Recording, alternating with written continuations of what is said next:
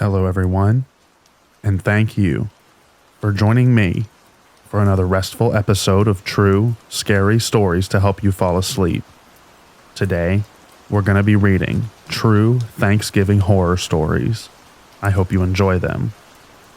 I also want to thank Booze and Booze, who's a really good friend of the channel, for narrating the first story in this video. The link to his channel will be in the description down below. Make sure you go check him out. And also make sure that you like, comment, and subscribe on this video. It really does help out so much. Thank you all so much for watching. And without further ado, lay back, relax, and enjoy these true, scary stories.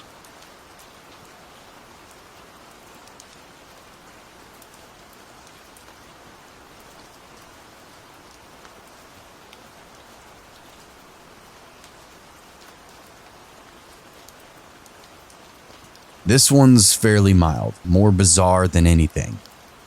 This was a couple of years ago on the night before Thanksgiving. I was home but had just gone to bed 15 minutes before this actually happened. It was around 1 a.m. My now husband came and woke me up to tell me what just happened. So I'm gonna relay the story as he told it to me. He wasn't ready to come to bed with me just yet. I was sitting in the living room watching TV. He heard the front doorknob moving because someone was trying to come in. No knock or anything.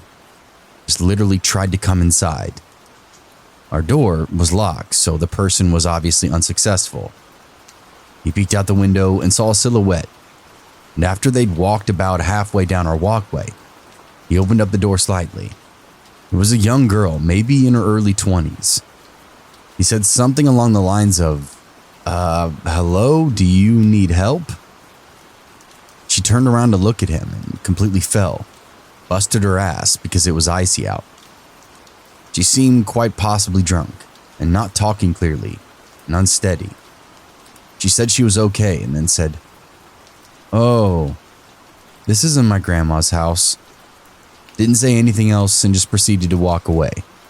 A couple of reasons this was strange was our house is my grandparents' former house and had been there since it was built in 1960. As in, it's not like we just moved in and this was her grandma's house a few months earlier. In her drunk state, maybe she just forgot or something. She just tried to walk right in, and that baffles me. Because if our door had been unlocked, she would have walked into a stranger's house at 1 a.m. And that could be very dangerous, obviously, for multiple reasons. This wasn't the case, but she could have walked into somebody's house who could have harmed her. Amongst other bad ways, this could have played out. We know our neighbors pretty well, and this wouldn't have been any of the closest ones. The whole thing was just very strange.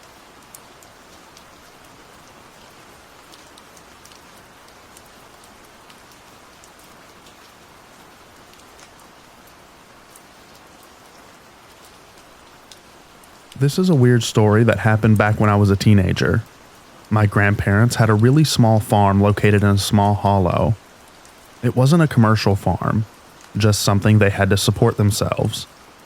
However, when they got older and it was more difficult for them to maintain the farm, they quit using the barn. It just sort of sat there and was used as a storage area mainly. Every Thanksgiving and Christmas, we would go to our grandparents' house. This story takes place on Thanksgiving. I was 15 years old, and that's the age where I began to not enjoy hanging out with the adults in the family anymore.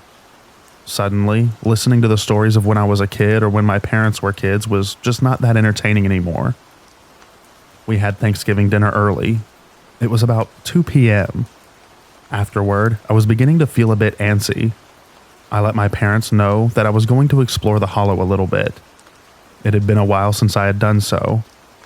I didn't even think of asking my younger brother and sister if they wanted to go. It was fine because, honestly, I felt like being by myself. I knew that I didn't really have a lot of time to explore before it got dark. So I set out and made sure that I knew how far I could go and still get back before the sun had set. I didn't do the greatest job at it though. If you've ever been out exploring the woods, you might probably know what I mean. You can easily get fascinated with the woods and hills and lose track of time. It got very, very dark before I was anywhere close to being home. By the time I got back to the farm, it had been dark for at least an hour. I had never been out of the barn when it was dark outside. It looked incredibly creepy. Being a teenage boy, I of course liked scary things. The thought then occurred to me that if the barn was creepy looking on the outside, it must be really creepy on the inside. I decided to check it out. Getting into the barn was simple. My parents rarely locked the door of their house, much less thought about locking the barn. They lived in a really safe area where crime was pretty much unheard of. The barn did have one of those heavy wooden locks on it. I honestly have no idea what they're called. But I was able to pull the wooden beam up. When I opened the barn door, it made a horribly loud cracking noise. I knew my parents had likely not been in the barn for years, so I was surprised that I was able to get the door open at all. I figured the hinges had to be nearly rusted shut. As I mentioned, the barn was old, and even when it was in use, my grandparents would only have been in it during the day, so there was no light. Thank God that I live in the area of smartphones though, because I, of course, had a flashlight on my smartphone. I turned on the flashlight and just marveled at the creepiness. If dark is creepy, then just a minor amount of light is much creepier. I was fascinated by all of the tools. So many sharp implements. Most of them were hanging up. However, there was a small hatchet lying on a workbench. It was discolored, and upon closer inspection, I realized that it was coated in dry blood. I don't know much about slaughtering animals, but I knew that my grandparents used to do it often. Chickens and pigs and stuff. So I figured that the hatchet was used for that purpose, and they just never cleaned it. The barn had a loft that was filled with hay. I decided to climb the ladder and check it out. When I was shining the light around, it reflected off of something buried in the hay. I was wondering if it was another tool or something and decided to check it out. Going over to it, I began moving the hay. I screamed when the empty eye sockets of a long dead corpse were staring directly at me. I fell backwards and nearly fell off of the loft. I quickly climbed down the ladder and ran out of the barn without closing the door. I rushed into the house and told my parents and grandparents about what I had seen. My father, a huge man, like Hulk Hogan sized, really went out to confirm what I told him. My grandparents phoned the sheriff's office. The body had been in the loft for about 3 years. It had several hatchet wounds on it, and the police told us were caused by the hatchet that I had seen on the bench. The hatchet that I had picked up. So not only had I found a dead body, but I held an actual murder weapon in my hand. That was truly disturbing to me, but it wasn't nearly as disturbing as the realization that my grandparents had that they lived in the house for 3 years without knowing that a dead body was in the barn. No one was ever caught, and we to this day have no idea who killed that man or why.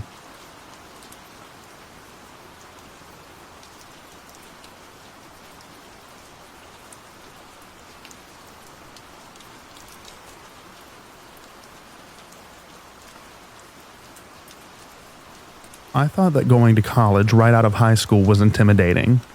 I came from a small town, went to a huge college with an enrollment of over 50,000 students. It was crazy to me how active the campus was all of the time. If I thought that that was a culture shock though, it was nothing compared to what happened during Thanksgiving break. I didn't have the kind of money to be able to go home, so I remained in my dorm room alone during the break.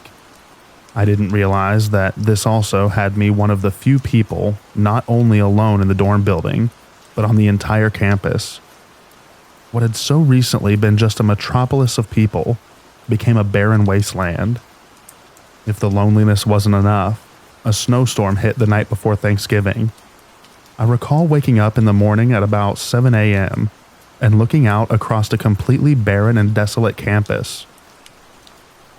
Now, I suppose this doesn't seem weird at all, but it was a complete shock to me. Honestly, I spent the entire day on Wednesday in my dorm room, looking out over the campus. I didn't really have the nerve to go out. However, I guess I began getting stir crazy on Thanksgiving. I had gotten myself a frozen turkey dinner that I was going to make in my microwave, but I really wanted to get out. There was a Denny's on campus, so I thought that I would go and have dinner there. The dinner went fine, but I was uneasy because there was another guy in the restaurant who wouldn't stop staring at me. It made me really uncomfortable. I normally like to take my time in a restaurant, but I couldn't bring myself to do that here. So immediately after I was done, I left. Walking home, I nervously kept looking over my shoulder. It didn't take long before I noticed that the guy was following me, and he was walking faster than I was. By the time I had gotten to the dormitory doorway, he was already up the front steps. He called for me to hold the door for him, but I didn't. He seemed pretty old for a person living in the dorms. But if he was a student, he would have an electronic key card to let him in. I looked back as I went up the stairs and saw him standing in the foyer. I'm not sure how much later it was, but I heard a knocking on my door. I got up and looked out the peephole and was surprised to see the man from outside standing in front of my door. I wasn't sure how he had gotten in, nor how he found my room. Rather than acknowledge him, however, I went back to my desk quietly. He knocked a few more times and then left. About 5 hours later, I heard another knock at the door. At first, I of course expected it to be that man again. However, when I looked at the peephole, it was the campus police. I let them in. One of the other students that was in my dorm building had gotten attacked earlier in the day, and they wanted to know if I had seen anything suspicious. I explained my experience to them. They had arrested a suspect, and I had to go with them to see if I could identify the person. It indeed was the man who had followed me home from Denny's. He apparently had gone door to door knocking and hadn't known where I was. He eventually came across someone who opened their door, and the person who did paid a terrible price.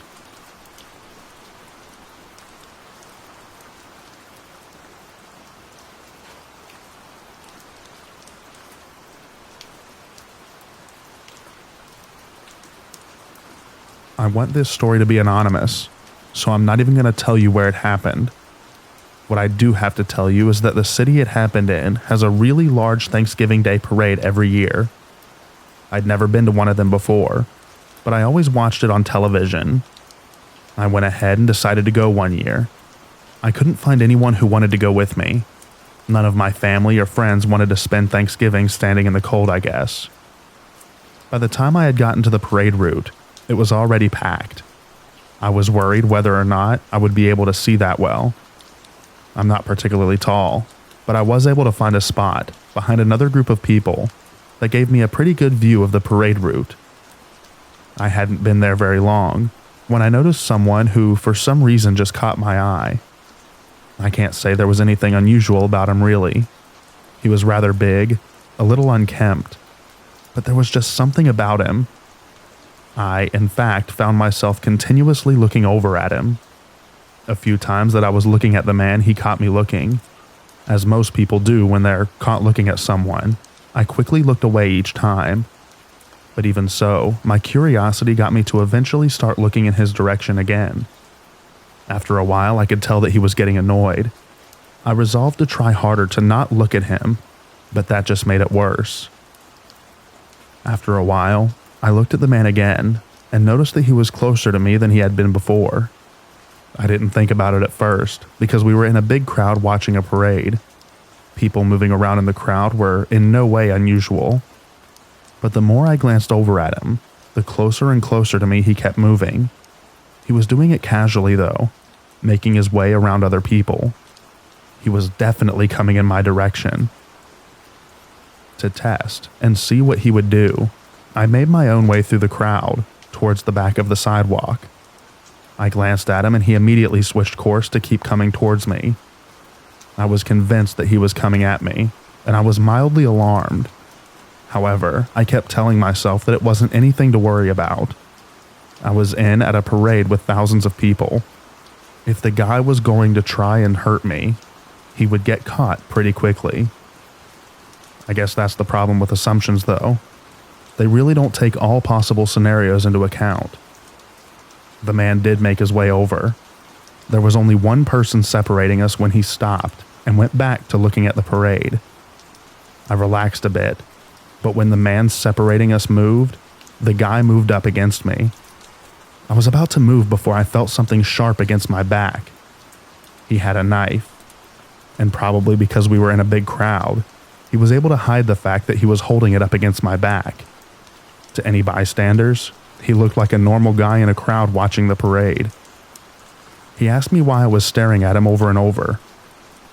I was too scared to speak at first, but when he asked again and moved the knife, I apologized, telling him that I didn't mean to stare. I didn't know why I was looking at him. He told me that he didn't believe me and asked how much McMahon was paying me.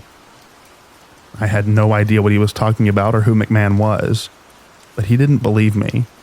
He kept pushing on the knife and told me that I had better tell him the truth. I heard my voice crack, and I pled to the guy to leave me alone, and that I didn't know what he was talking about. I guess my words were somehow heard over the noise of the parade, because two guys looked at us and then asked the guy what he was doing. I really thought that he was going to stab me, then and there, but I guess he figured that he would never be able to do it and then get away in this crowd. He slipped the knife away, didn't answer the two men, and took off. They didn't go after him. They just made sure that I was all right. To this day, I have no idea who McMahon was, but it doesn't matter. I've been much more careful not to stare at people, though.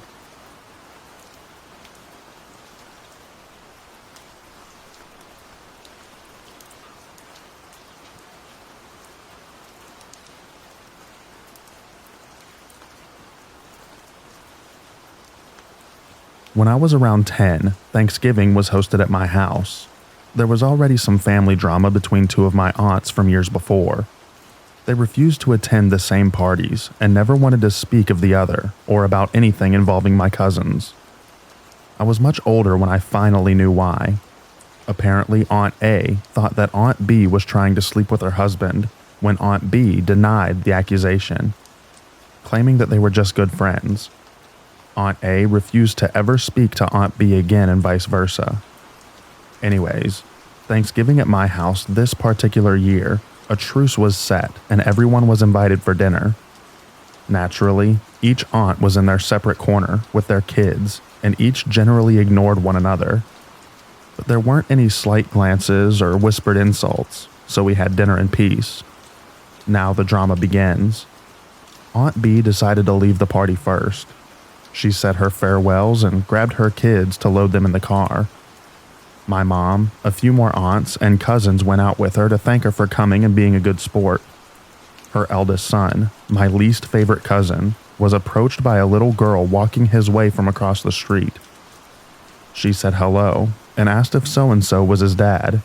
He said yeah, and she straight up said, "He's my dad too. You're my brother." Dead silence. Everyone knew that it was true except for my aunt and her kids. The reason I didn't like this cousin was because he was just like his dad. Arrogant, stubborn, macho, etc. The apple did not fall far from the tree. Whenever her husband came to drink at parties without his wife, he'd laugh about all of his affairs and the hush money that he paid to keep the other kids fed.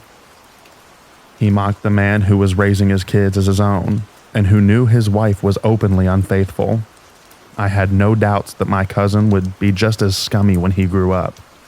He made a disgusted face and told her that she was too dirty and full of fleas to be anything special. She started crying, and Aunt B called her a little liar and that she needed to go back home instead of spreading lies. She shoved my cousin in the car and drove away. The girl ran back home. We were all shocked into silence, but my mom was angry. She immediately went to Aunt A and demanded to know if she'd been the one to orchestrate everything. She denied it, but for someone who loved gossip, she was very cool about the whole thing. Everyone knew. After everyone left, I asked my mom why no one ever told Aunt B about her unfaithful husband and the other kids, but my mom told me that she'd known for a long time. I thought they'd get a divorce for sure after that day, but everything went on like it always did, and my cousin still thinks that that girl is lower than dirt on his shoes.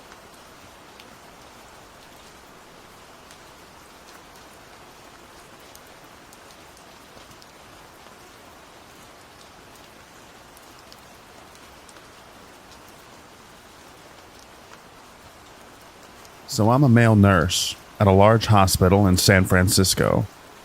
I work in the ER, and as is custom, Thanksgiving night was very busy. Now my wife is also a nurse for the same hospital. She works in labor and delivery. Between babies being born left and right and the people coming into the ER, we hadn't had a chance to take a break together, as we try to do every shift. So when she called, I figure it was to say she wanted to meet up for a bite to eat in the cafeteria. When I answered, I heard in the background a male voice screaming profanities, and my wife, who was fluent in Spanish, trying to calm this guy down. She told me their pager wasn't working and they needed security stat. I quickly hung up, called for security, told my fellow nurses what was going on, and ran for labor and delivery, worried sick about my wife. When I ran almost square smack dab into this visibly angry man. He wasn't huge, but he definitely worked out, and not at the gym. He was covered in prison tattoos, and he was obviously a gangbanger. I worked out regularly, but I knew that this guy could kick my butt. He looked at me, gave me this sick grin, and started heading towards me, sprouting off in Spanish. I backed out as fast as I could. I start buzzing the door to the ER frantically for them to let me in. This guy's literally a foot away from me, and the door opens and I'm pulled into safety by a doctor. The gangbanger punches the door a few times, making a dragging sign across his throat while grinning at us both.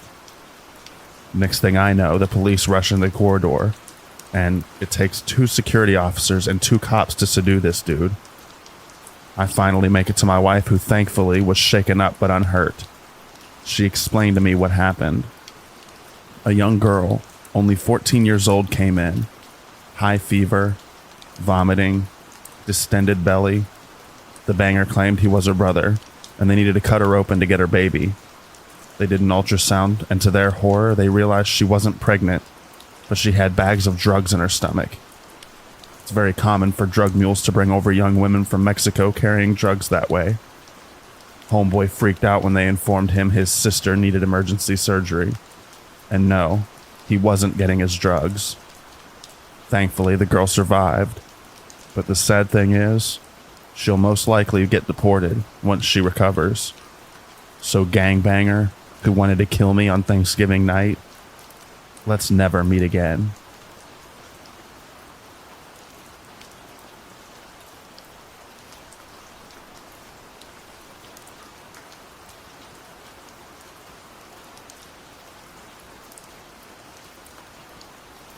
I've been lurking on this subreddit for a while and wanted to share my story.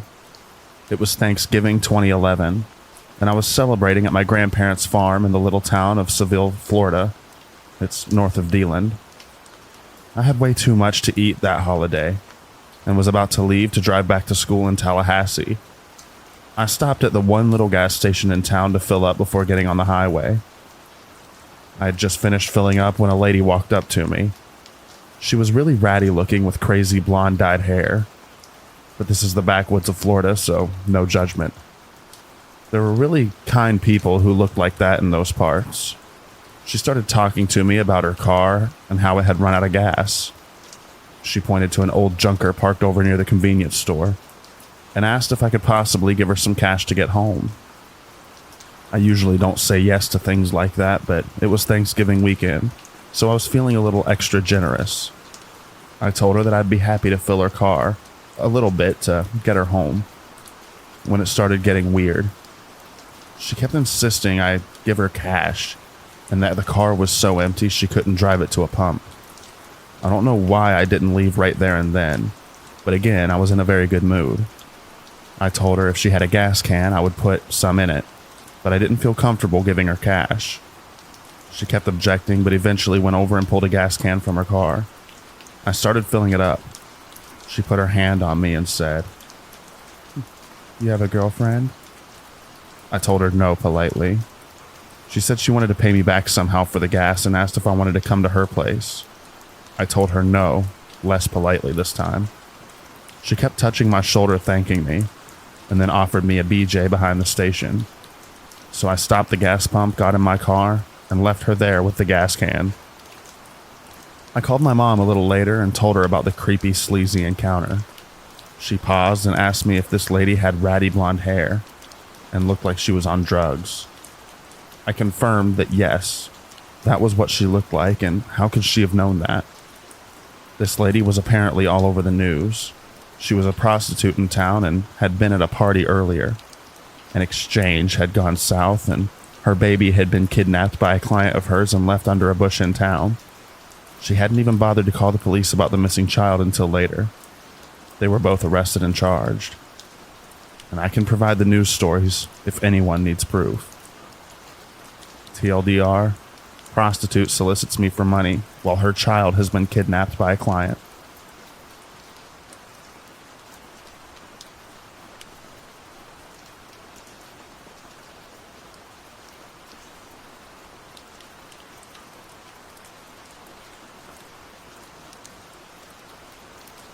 Thanksgiving night a couple years ago, I was sitting in my parents' family room watching a movie when my younger sister burst through the door hysterical. I asked her what was wrong, but she was panicking to the point that she couldn't speak. She just kept trying to call her boyfriend. After calming down, she explained to us that while she was driving home on a dark, somewhat secluded road, a couple of creeps began harassing her. They were driving uncomfortably close behind her, and then they tried running her off the road. She called her boyfriend, who came to her rescue by getting the guy's attention. My sister made it home, but she was worried about her boyfriend because he wasn't answering his phone. After calling again and again, he finally picked up his phone. My sister overheard some of the conversation he was having with these jerks, and she heard someone say something about a gun. She freaked out, and my parents called the police and took her down to meet with her boyfriend and a cop. Apparently, the guys were drunk and had pulled a gun on her boyfriend. They found them and hopefully punished them accordingly. People are idiots.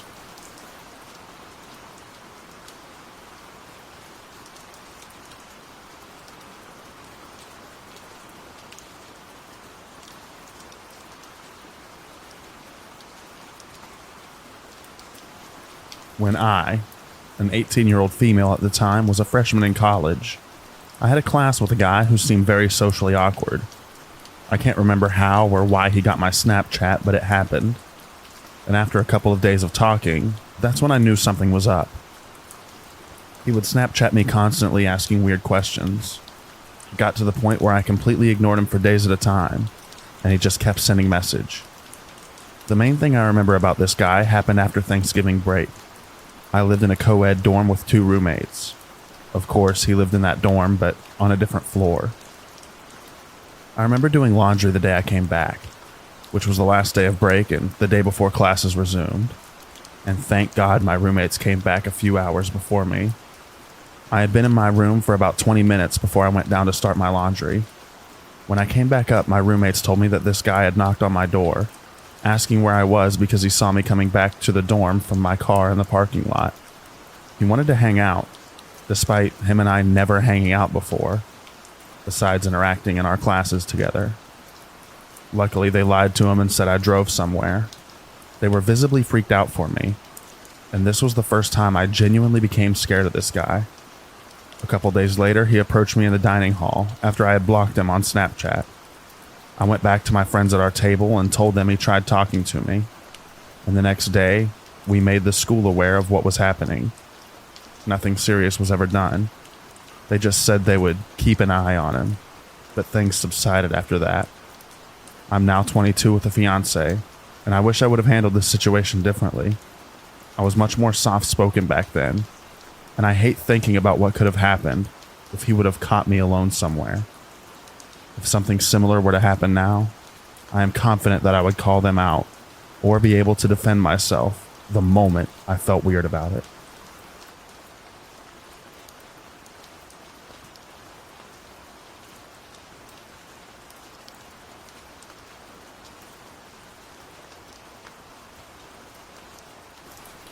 The first part of my story takes place just before Thanksgiving in 2018. I was living in an apartment, 22-year-old male with 2 women that are around the same age. I was taking the dog out when several large dudes with really generic junkie drug dealer face tattoos came out of the woods behind the complex and started asking me, "Hey man, what's up with these apartments?" I replied, "I don't know, what do you mean? People live in them? They've got wood floors?" He got crappy and asked for a number. Can't remember which one, but I don't think that number actually existed in my complex, and probably wanted to find a place in the complex over. Anyway, after I tell them I can't help them, I drag my dog inside and mention what happened to my roommates, who look out the window and see this. One of them says she saw them coming and going for at least a couple of hours, so we dialed 911. As we're on the phone, about 4 dudes leave in a white pickup, while another 2 wait with 2 women. The white pickup ends up coming right back, and then 4 cop cars follow. They're lined up, searched, drugs and guns were found. A few get arrested. Anyway, a couple days later, I come back on Thanksgiving night to find my door is all dented and stuff. Thankfully, it locked with a deadbolt and was a massive steel door, as my roommate was upstairs asleep. I asked her what happened to the door, and she came down and saw and was horrified. We called the police, and they did their thing and bailed. Me and my roommates are convinced that it was some of those junkies trying to mess with us for getting them busted.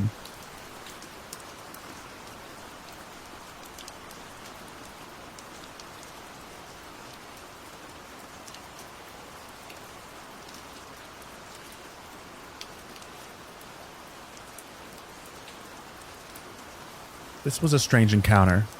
It was very scary at the time, but when I tell people this story, they usually don't think it was something to freak out about. Last Thanksgiving, I was driving home from college with my friend. Both of us were 21-year-old females at the time.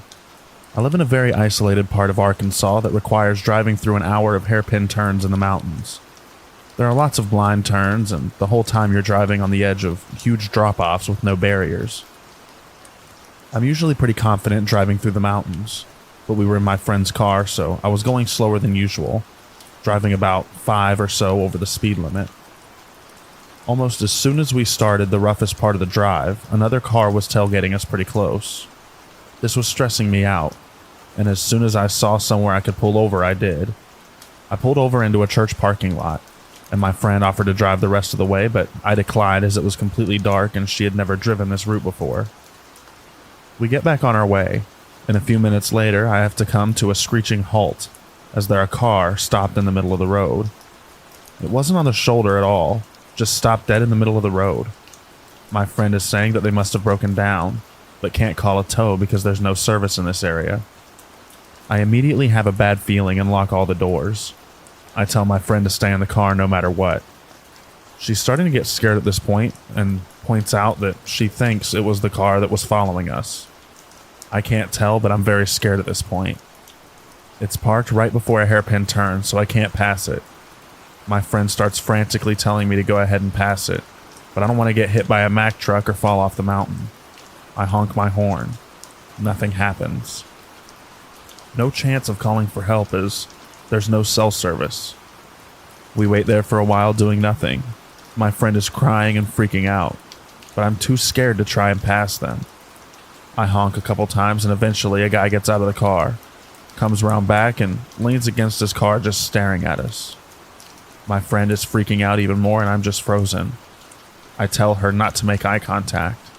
I'm ready to floor it if he does anything, but he just stands there, staring.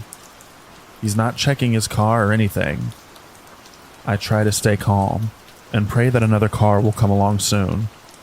This goes on for what seems like forever, but was probably only about 15 minutes. He's casually leaning against the back of his car looking at us.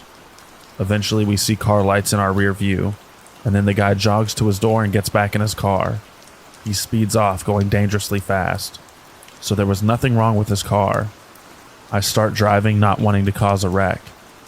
We don't see anything else for a while, but we pass the same car parked along the highway a while later, and it pulls back on and starts tailing us again. I try to speed up and get rid of him, but he keeps following me. We have cell service at this point, but I don't know if we should call the cops because nothing really happened. I call home and tell my brothers what's going on and tell them to wait on the porch for us. The car follows me all the way home, down the really long drive to my house. I get to my house and my two brothers are waiting on the porch holding their deer rifles. I pull in and the car just goes out to the end of the drive, loops around and speeds back off the way it came.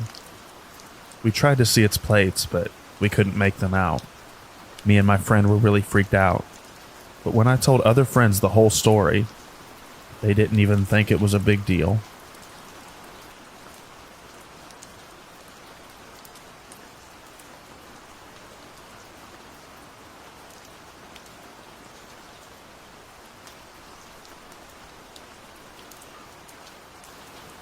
My friend Connor has a girlfriend who lives a few hours away, and her mom reads all of her texts, so they generally stick to Skype.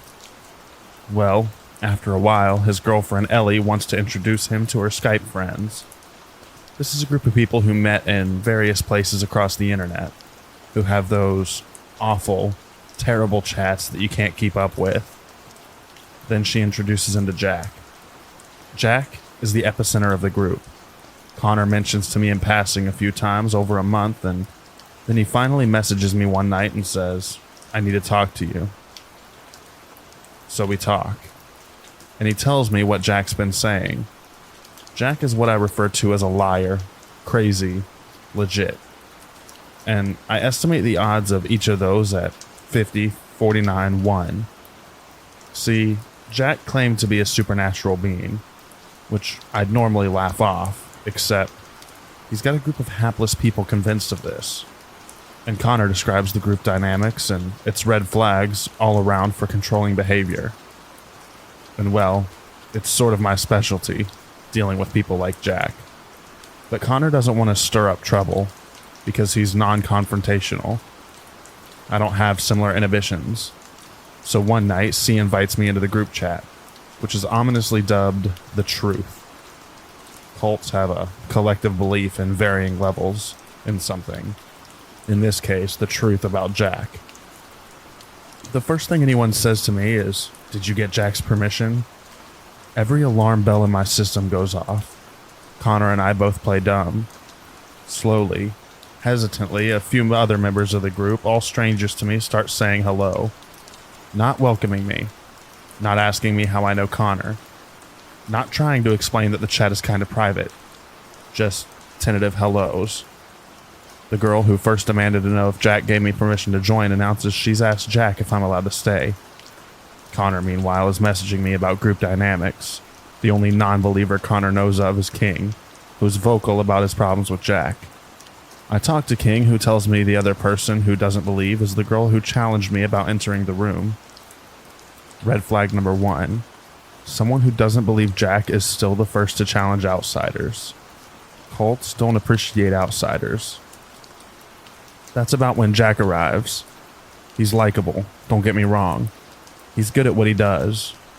I think for about 30 minutes that he's too good for me to be any use. But I'm a writer, so I can commit to a character pretty well, and he buys into my Southern Belle act. Once he invites me to a private chat, I'm immediately told that I can ask him anything without fear of repercussions. Dude lives 600 miles from me. What the F kind of repercussions could there be? So I talk to King and the girl who challenged me, and it turns out he's doing something else that's seen in cults. He's using threats and fear to get people to obey him. Something about being sold into magical slavery if he doesn't protect me. I'm going to pause here to say, the people who don't believe Jack are the most emotionally stable ones. They are abuse victims and depressed teenagers in this little group. They're smart, but they have two options: believe Jack or lose friends. Anyway, back to the circle of creepy. Jack's Skype mood is going to kill my brother. I inquire. He tells me that his brother stabbed him with a sword and sides with their father, whom Jack hates.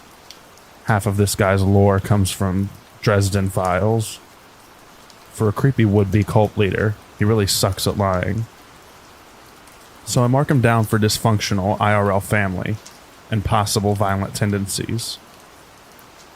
I then lure Jack into a trap. I won't bore you with the details, but I get irrevocable screenshotted proof that he's a lying liar who lies. Not delusional and not legit. I let Jack know the jig is up. His retaliation? He decides he should ban me and Connor from the group. But before he can, I go off on a nice little tangent in the group chat about a Criminal Minds episode where a cult leader kicks out anyone who challenges him, lest the others be swayed.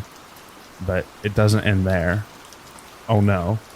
Jack returns to the group chat with a sob story, and I let him stew, because I've been slowly working my way through the group, ripping off the Jack is a liar who lies and manipulates, and you really shouldn't tell this guy your real name, no really, Band-Aid.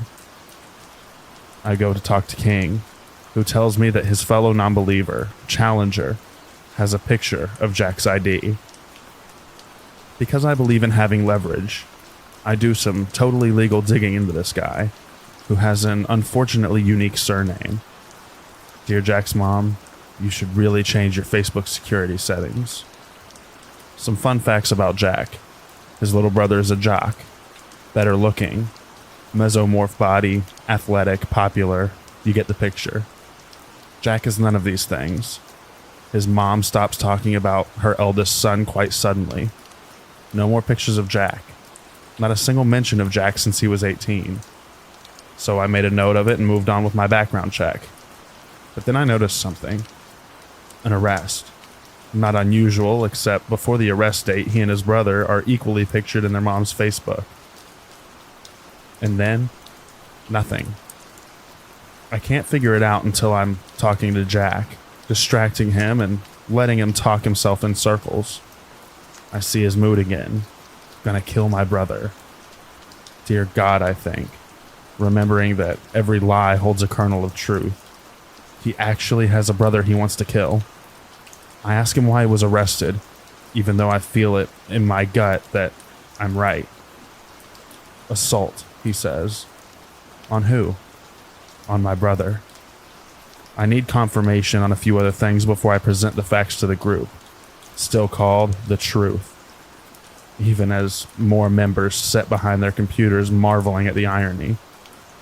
So I keep talking to him to make sure that I had the right Jack, and I'm not dealing with a catfish creep. We video chatted. It is him. Mugshot and ID confirmed. He keeps asking me questions. Where do I live? What do I do for a living? And how old am I? What's your full name? I, like Jack, have one of those last names that are incredibly rare. He could find it if he Googled me. At any point, Jack could do 5 minutes of Googling and find my full name, first, middle, and last. Anyway, I told the group chat about Jack lying that day and shut down his manipulative attempts to garner sympathy. Now, he says he's dying, and his father's a mobster, and his brother is his adoptive brother. Except there's no one around for this equally BS story. He's trying to convince me. Just me. So that's how I spent my Thanksgiving, dealing with a would-be cult leader, trying to save other teenagers from his lies.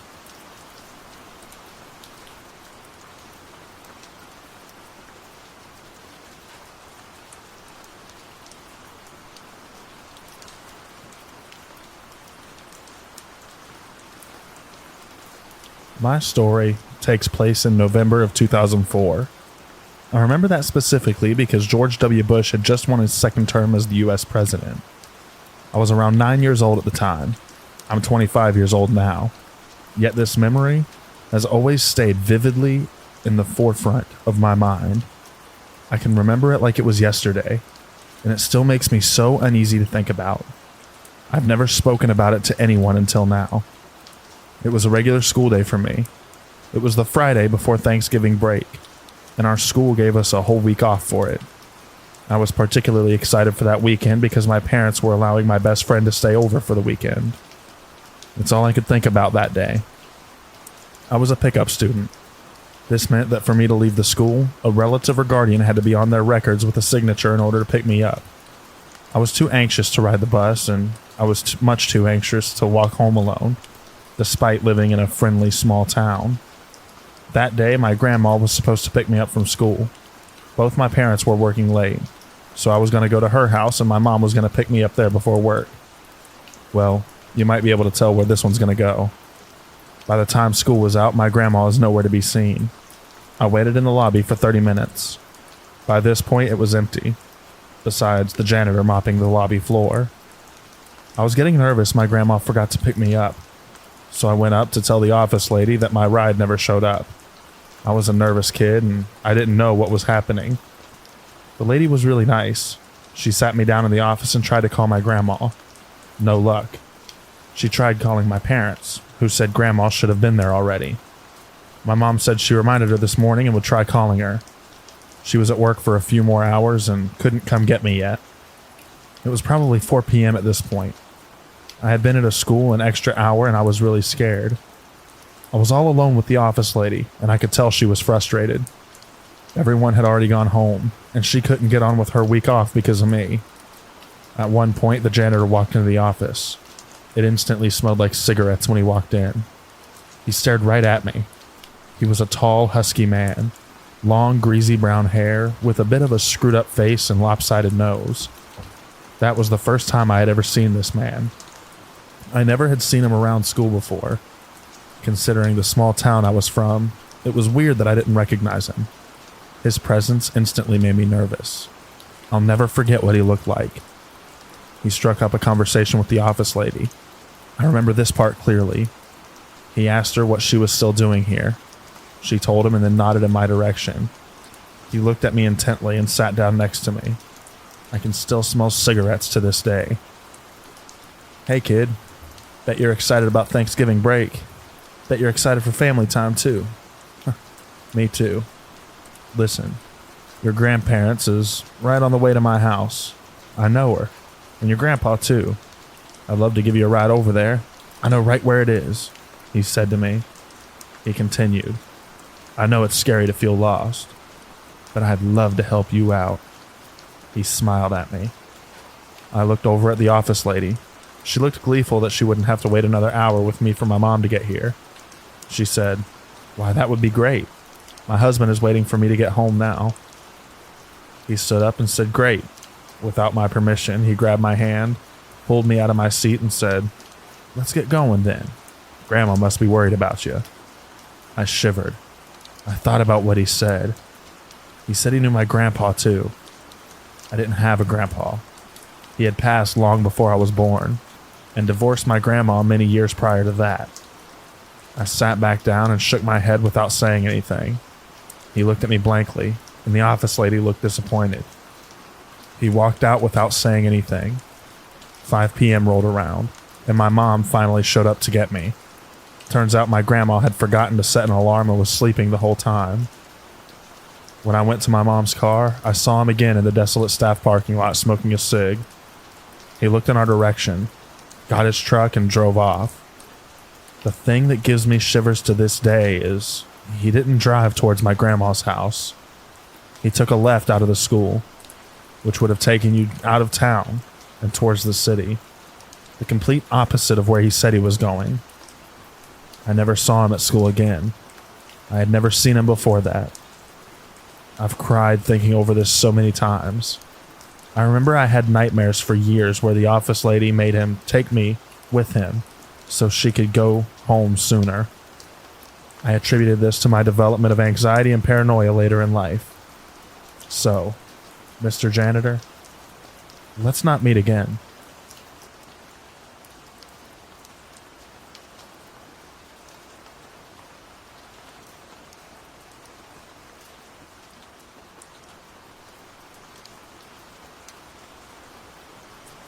My grandmother ran over herself with her SUV on Thanksgiving.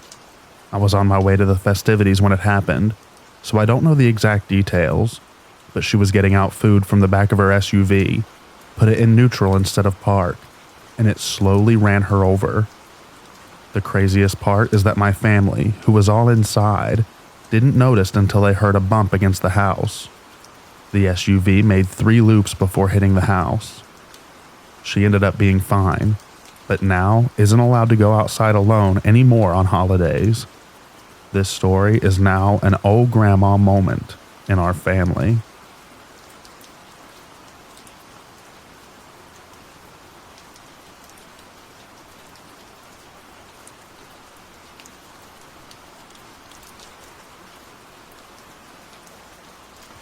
My grandparents had a new oven, and my grandmother had never made a turkey in it before. The turkey drippings somehow caught fire, and the kitchen filled up with smoke. We called 911, but by the time the fire department arrived, my dad and grandfather had put out the fire. So, when the firemen arrived, there was no more fire. They were really nice and understanding. My grandmother was mortified. My drunk aunt tried hitting on all of the firemen, even though she had a good 25 to 30 years on them. My cousin and I just stood in the front yard drinking beers in silence, watching it all play out. Fortunately, the turkey was fine, and dinner proceeded normally once everything settled down.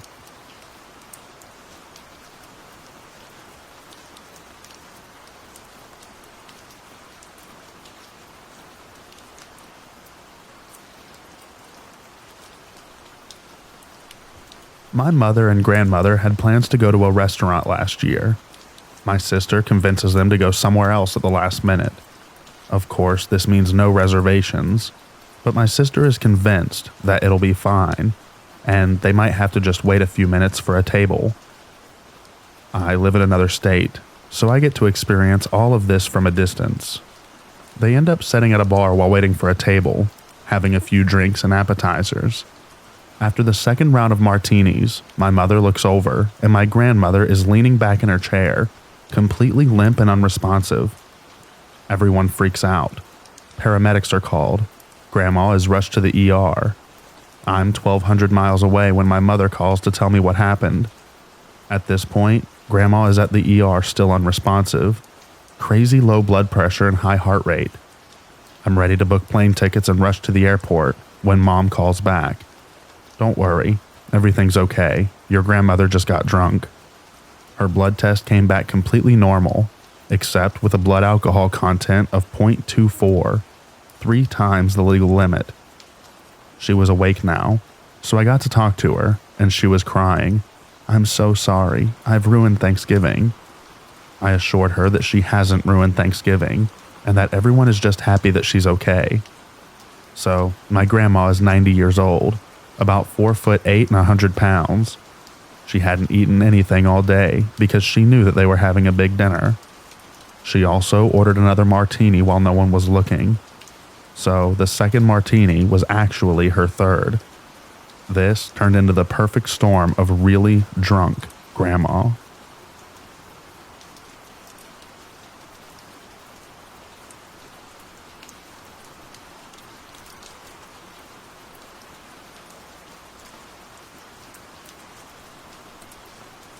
My great-grandmother died at the table right as we were bowing our heads to pray on Thanksgiving. She had been slowly dwindling in health, so the whole family gathered together figuring that it was her last Thanksgiving. Little did we know how right we are. Her kids, and their kids' family she hasn't seen in years. About 20 people all gathered around with her pushing up in her recliner. Food is stuffed on the table, and we bow our heads to pray. She was devoutly religious. Before we dig in, as we raise our heads and open our eyes, we find great-grandma slumped over, tongue lolling out dead. As someone started compressions and another person called an ambulance, my youngest cousin dug into her meal completely unaffected by the dead body. Anyways, a nice memory for Thanksgiving every year.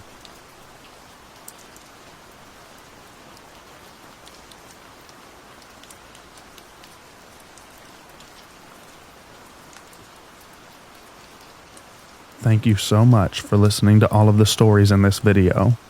I hope you enjoyed them, and I also hope that you enjoy the extra rain at the end. Get a great night's sleep, everyone, and I'll read to you in the next video. Good night, everybody.